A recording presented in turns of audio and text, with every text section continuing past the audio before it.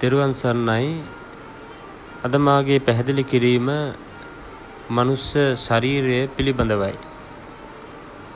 බෞද්ධ භාවනාවේදී පිළිකුල් භාවනාව නොහොත් මිනිස් ශරීරයේ අනිත්‍යතාවය ගැන මෙනෙහි කිරීම ඉතා වැදගත් කාරණාවක් කියලා බුදුරජාණන් වහන්සේ දේශනා කළා තියෙනවා. ඒකේ මෙහි ස්වરૂපය දැනගන්න නම් ඇත්තටම මේ මනුෂ්‍ය ශරීරය කියන්නේ මොකක්ද කියලා අපට අපගෙන්ම අහන්න වෙනවා. ශරීරය හැදිලා තියෙන්නේ මොනවායින්ද? ඒක ප්‍රියජනක දෙයක්ද නැද්ද? මිනිස් ශරීරයේ කිසියම් ආකර්ෂණීය බවක් තියෙනවාද? ඔය වගේ ප්‍රශ්න අහලා ඒ ගැන සාධාරණ විනිශ්චයකට එන්න අපට සිද්ධ වෙනවා. එහෙම ස්වයං විවේචනයක යෙදෙනකොට ලෝකයේ වැඩි පිරිසක් මනුෂ්‍ය ශරීරය බොහොම චිත්තාකර්ෂණීයයි සහ ඒක හුඟක් ප්‍රිය උපදවන වස්තුවක් වගේ උත්තර දෙන බවත් අපි දන්නවා. ඒ හින්දා මේ කාරණා ඇත්තක්ද කියලා අපි ටිකක් යථාර්ථවාදීව කල්පනා කරන්න ඕනේ. හොඳයි, අපි හිතමු දාඩිය පෙරාගෙන බොහොම මහන්සියෙන් වැඩ කරන මිනිහෙක් දවස් 3-4ක් ඇඟපත හොදන්නේවත් නැතුව ඉන්නවා කියලා. එතකොට මොකද්ද වෙන්නේ? වෙන කාටවත් නෙවෙයි, ඒ මිනිස්යාටවත් තමන්ගේ ශරීරයේ ගඳ උහුලා ගන්න බැරි වෙනවා. ඒ වගේම ඔබ කෑම කකා ඉන්න වෙලාවක කෙල ටිකක් හරි කොටු දියර ටිකක් හරි පිගාන්ට වැටුණා කියලා හිතමු. මොකද්ද ඔබට ඇතිවෙන ඒ හැඟීම? එතකොට කෑම කන්න එපා වෙනවා විතරක් නෙවෙයි, සමහර වෙලාවට ඔක්කාරය සහ වමනය වගේ දේවල් ඇති වෙන්නත් ඉඩ තියෙනවා. ඉතින් ඇයි මෙහෙම වෙන්නේ? දාඩිය, කෙල සහ සෙම්සුටු වගේ දේවල් අපේ ශරීරයේම කොටස් බව අපි හොඳටම දන්නවා. අපි උපන්දා ඉඳලා මරණයට පත්වෙන මොහොත දක්වා විතරක් නෙවෙයි, ඒ මල සිරුරු පොළවට පස් වෙනකන් හරි ගින්නෙන් එවිලා දළු වෙලා යනකන් හරි ඒවා මේ ශරීරයේම කොටස් හැටියටම පවතිනවා. හැබැයි මේ දේවල්ම වෙනස් ස්වරූපයකින් හම්බ වෙනකොට අපිටම පිළිකුලක් ඇති වෙනවා. ඒ හින්දා අපි දාඩිය පොතක් ගෑවුනත් ඇඟ හොදනවා. එහෙම නැත්නම් සුවඳ විලවුන් ආලේපනය කරනවා. ඒ විතරක්ද නෙවෙයි, අපි එදිනදා පරිහරණය කරන ඇඳුම් පැළඳුම් සහ ඇඳ ඇතිරි පවා නිතර හොදනවා. ඇයි අපි එහෙම කරන්නේ? මේ ශරීරයේ තියෙන දේවල් Tamanටම පිළිකුල් හින්දා නේද? එහෙමනම් තමන්ගේ ශරීරය අනුන්ට හරි අනුන්ගේ ශරීරය තමන්ට හරි මොනතරම්නම් පිළිකුල් සහගත දෙයක් වෙයිද? එහෙමනම් මේ ශරීරයේ ගති ස්වභාවය ගැන ඔබ දැන් මොකක්ද කියන්නේ? ඒක ඇත්තටම ආකර්ෂණීයකද? නැත්නම් බොහොම ප්‍රියමනාප දෙයක්ද? නෑ නේද? එහෙමනම් අන්න ඒක තමයි අපේ ශරීරයේ නියම ස්වභාවය. ඒකයි බුදුරජාණන් වහන්සේ පෙන්වලා දීලා තියෙන්නේ අපේ මේ ශරීරයේ අනිත්‍ය සහ පිළිකුල් සහගත එකක් කියලා. ඒකයි ශරීරයේ පිළිකුල් සහගත බව බොහොම වැදගත් භාවනා නිමිත්තක් බව පෙන්වලා දීලා තියෙන්නේ. බුද්ධ මාර්ගයේ දිගේ පියවර නැගීමේදී අපගේ ශරීරයේ සැබෑ ස්වરૂපය ගැන පැහැදිලි අවබෝධයක් ලබා සිටීම ඉතාමත් වැදගත් කාරණාවක්. එම ක්‍රියාදාමයේ මුල්ම පියවර විදිහට අපි විසින්ම අපේ ශරීරයේ විමර්ශනයට ලක් කිරීමට අවශ්‍ය වෙනවා. ඒ මොකද කියලා කියනවා නම් ලෝක සම්මතයේ විදියට මේ දල ශරීරයේ අයිතිකාරයා ඔබම කියලා විශ්වාස කරන හින්දා. එහෙම නැත්නම් පණ තියෙන පංචස්කන්ධයක් ඔබට අයිති කියලා හිතන හින්දා. එහෙම වුණත් යථාර්ථවාදීව සහ ගැඹුරින් කරුණු හොයලා බලනකොට ඔබට වැටහෙයි ඔය මම කියන කෙනාට ඇත්තට මේ ශරීරය අයිති නෑ කියලා. ඔබට විශ්වාස කරන්නේ නැත්නම් ඒක මෙන්න මේ විදියට තේරුම් ගමු. මුලින්ම මම කියන්න කැමති ඔබ අප හැම දිනාගේ මේ ශරීරය හැදිලා තියෙන පදාර්ථ හැම එකක්ම අයිති වෙන්නේ මහ පොළවට. එහෙම නැත්නම් ස්වභාව ධර්මයට. විද්‍යාත්මක විග්‍රහයට අනුව කියනවා නම් ඒ පදාර්ථ සියල්ලක්ම පරමාණු අණු රසායනික සංයෝග, පටක ඉන්ද්‍රිය සහ අවයව ආදී වශයෙන් එකිනෙක ඒකාබද්ධ වෙලා මිනිස් ශරීරය කියන ඒකකයේ නිර්මාණය වෙනවා. හැබැයි ඒක සම්පූර්ණයෙන්ම භෞතික නිර්මාණයක් විතරයි. එහෙම වුණා කියලා ඒක ඔබ වෙන්නේ නැහැ. ඔබ කියලා කියන්නේ ඒකට ජීවයක් ලැබුණොත් විතරයි.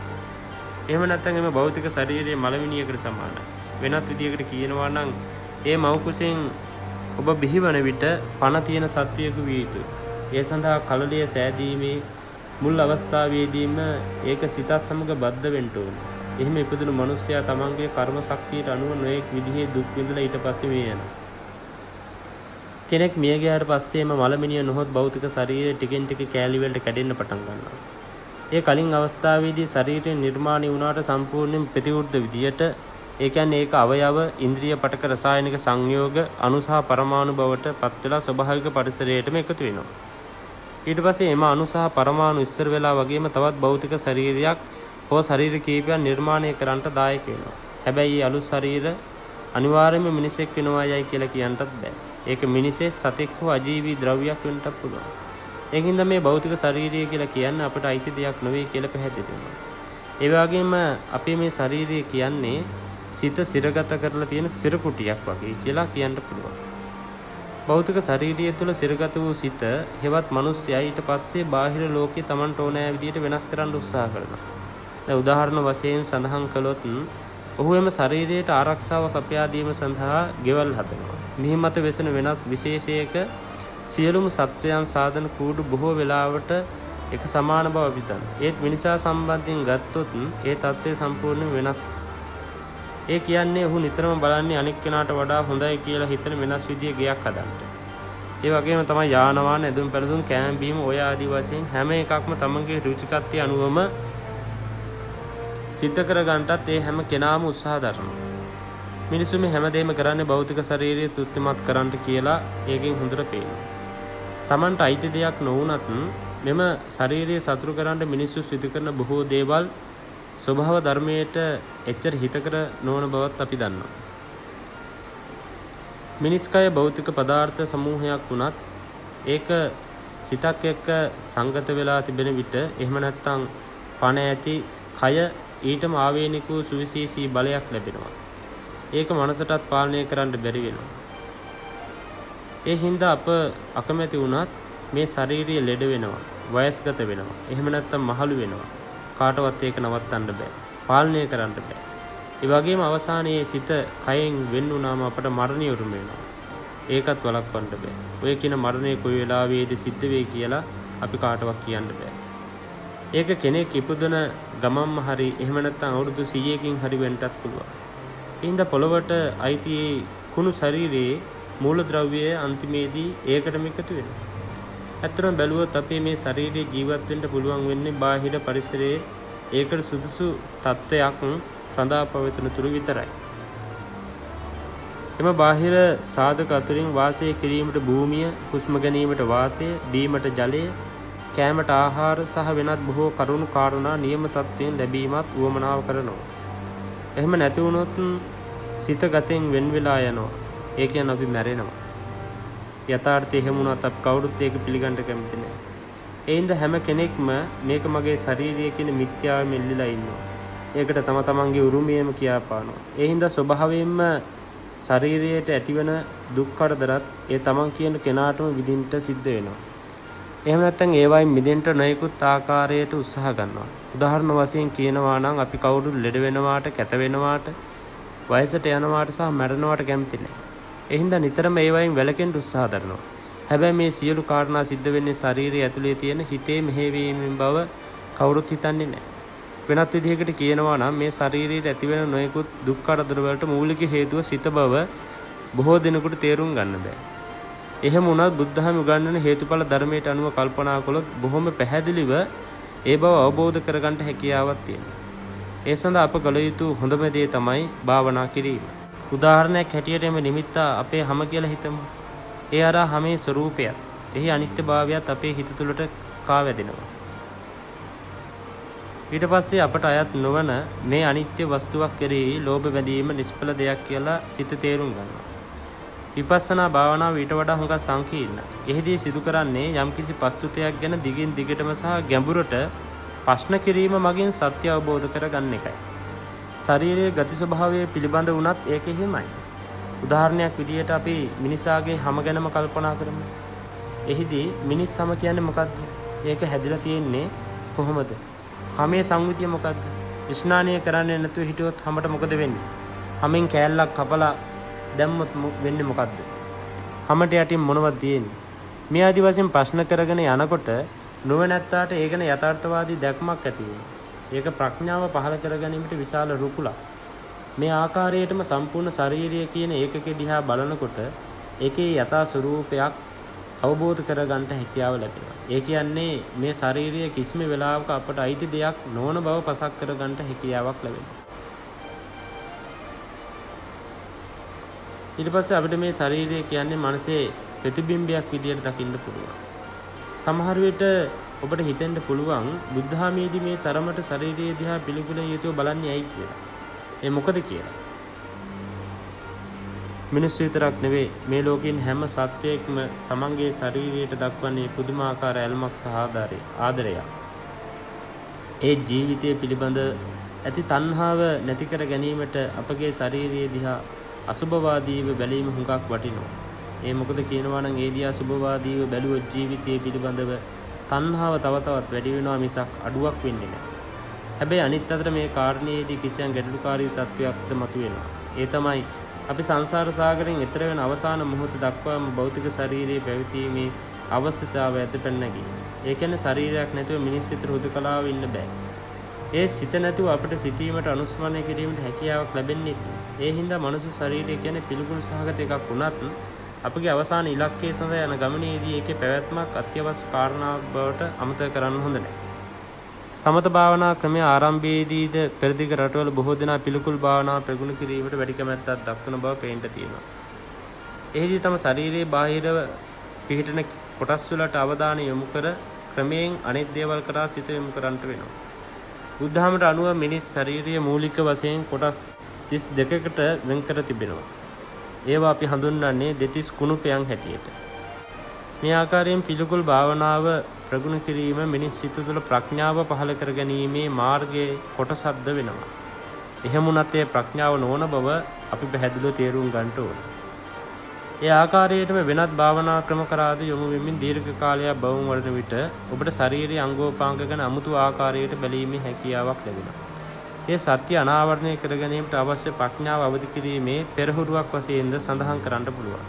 ඒ වගේම කිසියම් දවසක ඒ දේවල් ආපසු ස්වභාව ධර්මයටම එකතු වෙන බව තේරුම් ගන්න පුළුවන්. ඒ වුණත් අප ඉහතකී කාරණාව හින්දා මිනිස්සු නිතරම භෞතික ශරීරය ආරක්ෂා කිරීමට විතරක් නෙවෙයි ඒකට හැකි උපරිම සැප සම්පත් දෙන්නත් සෑම උත්සාහයක්ම දරනවා. අපගේ ශාරීරියේ සෑම කොටසක්ම ව්‍යුහය සහ ක්‍රියාකාරීත්වය නිරන්තරයෙන්ම පහේ වෙනස් වෙන බව අපි තේරුම් ගන්න ඕනේ. ඒක තමයි ලෝක ස්වභාවය. මේ හින්දා අපේ ජීවිතයේ විශ්වාසදායී ආරක්ෂක සේවයක් ලබා දීමේ හැකියාවක් ශරීරයට තියෙනවාද කියන ගැටලුව ඊළඟට මතුවෙනවා. ඇත්තටම මේ වගේම අපහසු අවස්ථා කොතෙකුත් උදා වෙනවා. එහෙම අවස්ථාවලදී ඒක කෙලින්ම අපේ හිතටත් බලපාන. උදාහරණ වශයෙන් ගත්තොත් මිනිස් ශරීරයට අසනීප හැදෙනවා. එතකොට අපේ හිතට දුකක් දැනෙනවා. චිත්ත ශක්තිය හීන වෙනවා. එහෙම නැත්නම් හදිසි අනතුරකින් අපේ කකුලක් කැඩෙනවා. ඒ වගේ වෙලාවකදී අපි හිතින් කඩා වැටෙනවා. හඬා වැටෙනවා. ඇයි අපි මේ විදියට දුක් වෙන්නේ? ඒකට හේතුව තමයි ගත සහ සිත කියන්නේ මිනිසා නැමැති සත්වයාගේ සම පාර්ශවකාරයන් වීම. පොදු විවහාර භාෂාවෙන් කියනවා නම් ඒ දෙක එකම කාසිය දෙපැත්ත වගේ. එහෙම දැනෙන්නේ ඒ හින්දා. ඒ විතරක්ද නොවේ. ශාරීරික ක්‍රියා විරහිත වුණාම සිතට නවාතැනක් අහිමි වෙනවා. එතකොට එය පුද්ගලයාගේ ජීවිතයේ අවසානය ළඟා කරනවා. ඒත් මිනිස් ශාරීරියේ ගත සහ සිතේ අනුව එකක් නොව දෙකක්ම බව පසක් කරගත්තොත් ඉහත සඳහන් කරන ලද බැඳීම බිඳ දමන්නට හැකියාවක් තියෙනවා. ඒත් ඇයි අපි එහෙම කරන්නේ? එහෙම කරන්න උවමනාවක් තියෙනවා. වගේ ප්‍රශ්න කීපයක් අපිට නැගෙනවා. ඒකට දෙන්න පුළුවන් උත්තරේ තමයි ඒ හින්දා අපේ ජීවිතවලට ඇතිවන දුක් වේදනා වලින් මිදීමටත් හැකියාව ලැබෙනවා කියන කාරණාව. හොඳයි අපි මෙහෙම හිතමු. අනතුරක් හින්දා අපේ අතක් පයක් කැඩෙනවා. ඒකේ සෙනක ප්‍රතිඵලය තමයි අපිට බොහොම අධික තදබල වේදනාවක් ඇති වෙන්නේ. ඒ හින්දා එතෙන් පටන් අපි ඒක සුවපත් කරගන්න නොයෙකුත් ආකාරයේ වෙදකම් කරනවා. ඒත් මේ අවස්ථාවේදී ඒ කැඩුනේ මගේ අත නෙවෙයි, ඒ මට අයිති දෙයක් නෙවෙයි කියලා හිතා හදාගන්න පුළුවන් නම් ඔය කියන වේදනාව අපිට දැනෙන්නේ නැහැ. ඒකට හේතුව තමයි ගත සහ සිත දෙපැත්තකට බෙදීම. එතකොට අත කියන්නේ තමාට අයිති දෙයක්සේ නොසලකා හරින හින්දා සිතේ අවධානය ඒකෙහි යොමු වෙන්නේ නැහැ. හැබැයි ඉතින් එහෙම හිත দমনය කරගන්නා එක පුතත්ජන පුද්ගලයෙකුට නම් එච්චර ලේසි වෙන්නේ නැහැ. කොහොම වෙතත් බෞද්ධ මාර්ගයට අවතීර්ණ වීමෙන් සහ භාවනාව කිරීම වගේ ක්‍රියාකාරකම් හරහා ප්‍රඥාව පහළ කරගත් මිනිසුන්ට මේ ශාරීරිය තමන්ගේ නොවන බවට හැඟීමක් ඇති කරගන්න පුළුවන්. ඒ හින්දා එයාගේ ගතසිත දෙකම කලින් සිටි පුද්ගලයාට වඩා වෙනස් වෙන බව කියන්න පුළුවන්. ඔබත් එම තත්වයට පත් වුවොත් ඒ වෙනස අත්විඳින්න ලැබේ. එහෙම වුණොත් මේ ශාරීරික අප්‍රසන්න බව අපි හැමෝටම දැක ගන්න පුළුවන්.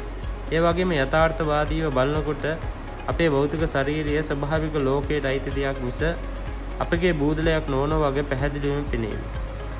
ඒත් මෙතනදී සිද්ධ වෙලා තියෙන බාහිර ලෝකයට අයිති ඒ සතර මහා භූතයන්ගෙන් සැදුන්ලත් ඒ දේහස්කන්ධය තමන් යයි සම්මත සිතේ ග්‍රහණයට නතු කර ගැනීම කියලා කියන්න පුළුවන්. ඒ විතරක්ද නෙවෙයි. ඒ ආකාරයට ග්‍රහණය කරගත් ශරීරය පෝෂණය කිරීමේ සුපිරි තත්වයෙන් තියාගන්නටත් මෝහයෙන් මුලා වුණ සිත සතුරු කරනවා. ඒත් නියමිත වේලාව පැවැනි විගස ඔබේ ශරීරය ආපසු ස්වභාවික ලෝකයටම එකතු වෙනවා. ඒක තමයි ස්ථිර ස්වභාවය. හැබැයි හුඟ දෙනෙක් ඒ බව පිළිගන්න කැමති නැහැ. ඒ විතරක්ද නෙවෙයි. එහෙම දෙයක් ගැන අහන්නටත් බයයි. ඒත් ප්‍රඥාවන්තය මේ යථාර්ථයට මුහුණ දෙන්න බය නැහැ. ඔහු ඕනෑම මොහොතක මරණයට සූදානම් වෙලා ඉන්නවා. ඒකට හේතුව තමයි මරණය කියලා කියන්නේ කුලියට හිටිය ගෙදරකින් අයින් වෙලා වෙනක් ගෙදරකට යනවා වගේ වැඩක්. ඒ විතරක්ද නෙවෙයි. මේ ජීවිත කාලයේදී හරිහම්බ කරගත් කුසල් කියන ධනයෙන් අලුත් නිවහනේ වඩාත් හොඳ ජීවිතයක් ගත කරන්නටත් හැකියාව ලැබෙන බව දන්නා ඔහු බොහොම සතුටින් මරණය වැළඳ ගන්නවා.